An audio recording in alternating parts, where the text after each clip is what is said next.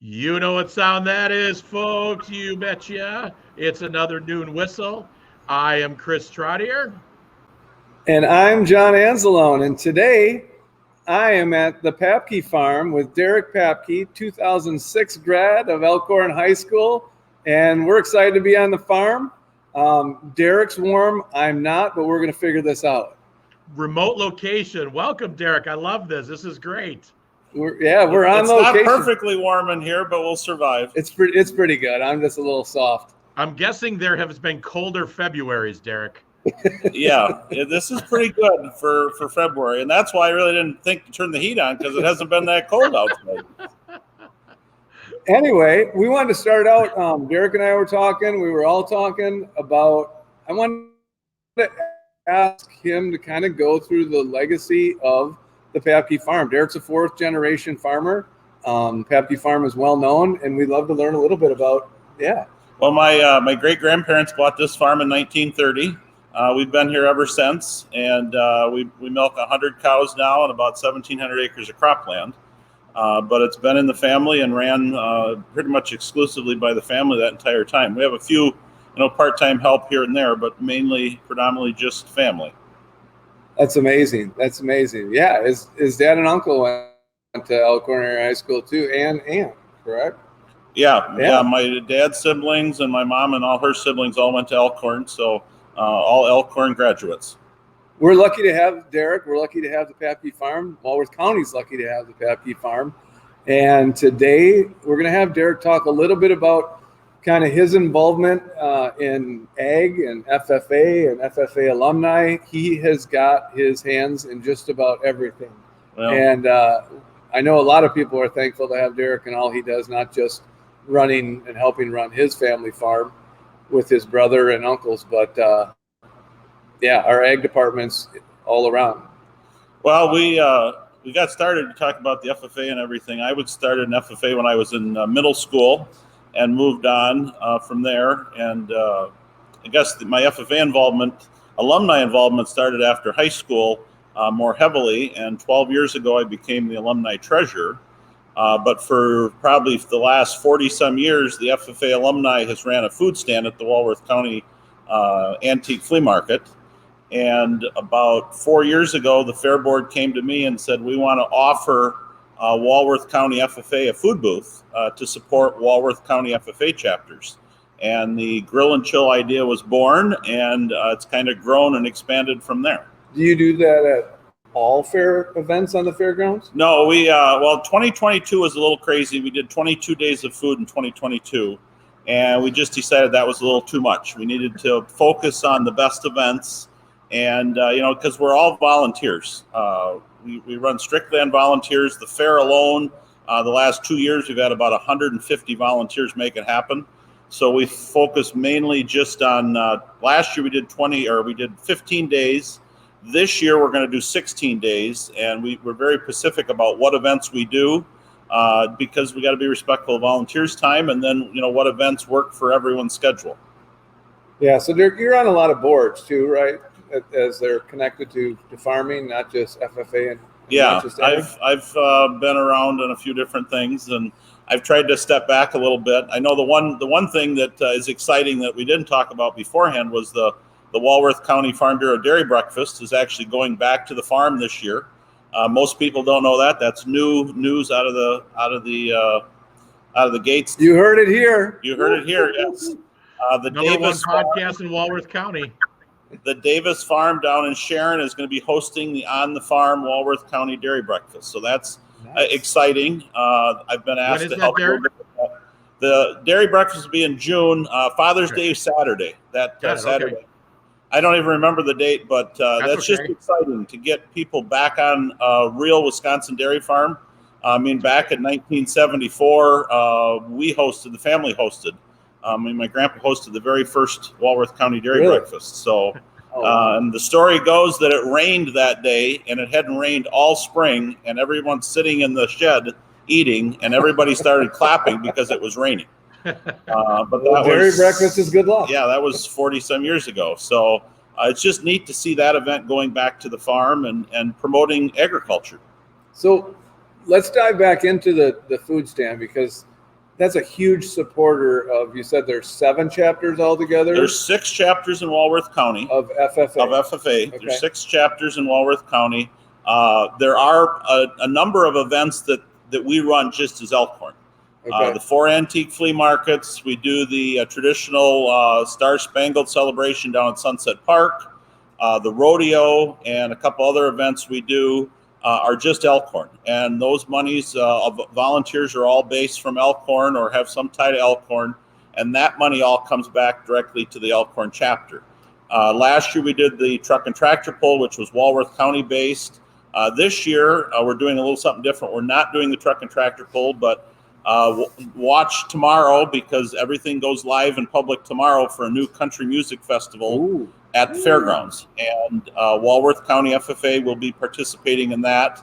And that'll be a big fundraiser for us to replace the truck and tractor pull. But last year we did 15 days of food and we grossed about $150,000. So this year we're hoping to do that same in about 16 days. So of that 150, what goes to those 6?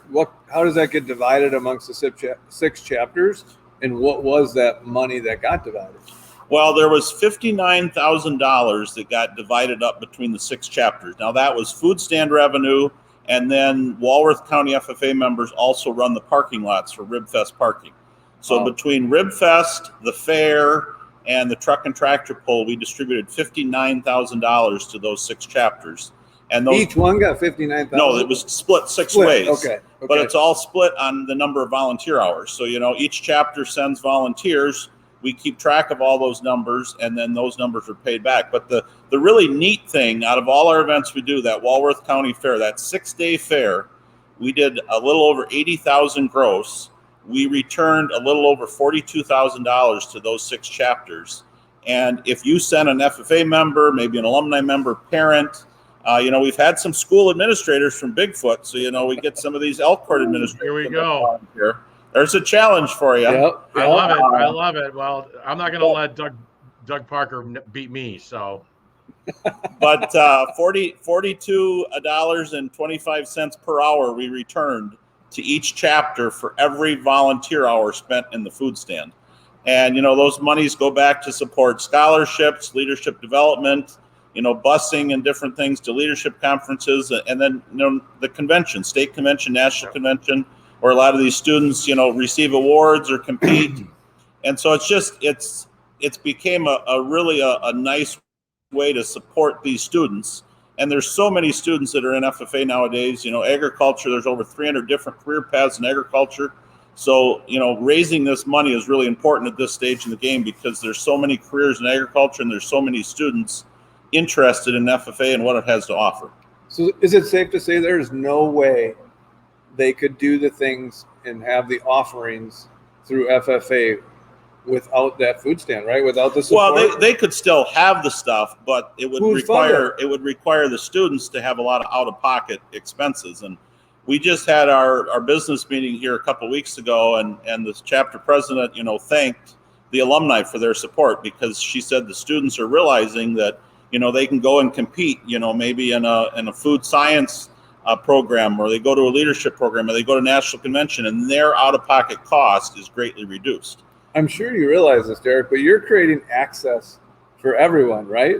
There's no barrier to access if someone wants to be involved because of the funds that come in. And that's what we always say. We say if there's a member that can't afford something, or maybe can't afford the official dress or something, we're there to step up and say, no questions asked. We want to support those students and let them do and find their niche, find where they want to be, because that's the important thing about being, in school, being in high school, finding where you want to be in life and what you want to do. Absolutely. That's amazing. It's amazing. Yeah. I mean, and obviously they send volunteers and support the cause that you lead, but it's a huge team effort. I mean, we have current parents, we have current students, but then we have a lot of parents that have had students go through the district. We have, past school board members, past FFA members, themselves that come back and help even after they graduate. So it's really a wide range of people that volunteer and help make it possible. And you start looking at 16 days of food. I mean, the fair alone, 150 volunteers for those 6 days. That takes a lot of people, a lot of manpower, and we couldn't do it without all our volunteers. So getting people to stop at those stands, what can I eat when I stop there? What can I have? Well, we do a different kind of menu for different events, but our flea market, we do just a traditional menu of breakfast sandwiches, burgers, hot dogs. We do all that. We do a big thing we added about 4 years ago was our shakes. We do chocolate vanilla shakes. We try to be a very competitive but very reasonably priced product. For the fair, we do our grilled cheese. So we use Sargento all natural cheese, cheddar, Swiss, pepper jack, and what did I miss? Cheddar, pepper jack, Swiss, and Colby Jack are 4 flavors for the grilled cheese. And that's really our big thing at the fair, because families are looking for a reasonable priced product. They want to support the youth and agriculture. So they come, they get a grilled cheese, they get a shake, you get mix or match for a deal, and it's just great. And then for some of our special events, like the truck and tractor pull, which we've done in the past, 4th of July, we add on cotton candy, popcorn, nachos. You know, you can't go through the 4th of July without some of them good things. So we offer it all, and we seem to get pretty good response, and people like it. And I've heard you make a mean shake there. We try. We try. We try. I need to eat less of them, I can tell you that. Well, Derrick, you got the sales pitch down to a science, man. I'll tell you that if it flowed right off the lips there. That's so great. I just want to give a quick shout out. We got Gene and John Henderson on. Chris Clapper with a quick shout out. Thank you for joining in. A lot of people on today. We always appreciate our fellow Rotarians being on. So, Derrick, what do you got behind you there? What is that? What is that big red piece of equipment? Well, as John told me, that's a tractor, but that isn't a tractor. It looks like a combine to me. Yes, that is a combine. So we're gonna help John on his farm terminology here. But I got a little training this morning about the farm machinery, and you just don't call that a tractor. It's a combine, which was good. And yeah, I'm getting schooled, and Derrick hasn't flinched over here. I'm starting to shiver. I don't think I have the farm body going. Well, Derrick, I think based on looking at that combine, maybe get some wax out and have John put a nice coat of wax on that combine, because she's shining. But I think we can make her really pristine there. What do you think? I think I'd rather let him wax it than try to fix it. I think or drive it. I think that's probably true. Hey, before I see we're running out of time, but I want to make sure we get in. Derrick has another big announcement about an event coming up. Oh yeah, we got next week, Tuesday, February 20th. We have the Elkhorn FFA Culver's Share Night. So come on out to Elkhorn Culver's between 5 and 8 next week, Tuesday. The FFA members will be there to help serve and visit with you if you have questions about the FFA, questions about the alumni. We do have our annual dinner coming up March 16th at Doosterbeck's in Elkhorn. So Stoles will cater that. It'll be a really nice meal, appreciation and celebration of a great year, because we have a lot to be thankful for and a lot of volunteers to thank, because none of this is possible without the countless volunteers that we have that show up. Food stand, 16 days is a lot of days to have volunteers show up. You heard it here. February 20th, get to Culver's. Yeah, participate, be there, support FFA, support ag. We're getting close to the end of the time here, Chris. Yeah, I think Derrick, we appreciate all you do. And, we really wanted to have you on as part of our celebration for Career and Technical Education Month, which is February. And we would be remiss if we didn't include FFA and our ag department, which is an integral part of our career and technical education. So we thank you, your volunteers, all the support, everybody who's been on, and let's continue to grow not only our FFA chapter, which is a career technical student organization, CTSO we call them, but let's continue to support our schools and organizations, teachers, and kids. So thank you for all you do. And John, anything else before we got to go back to work?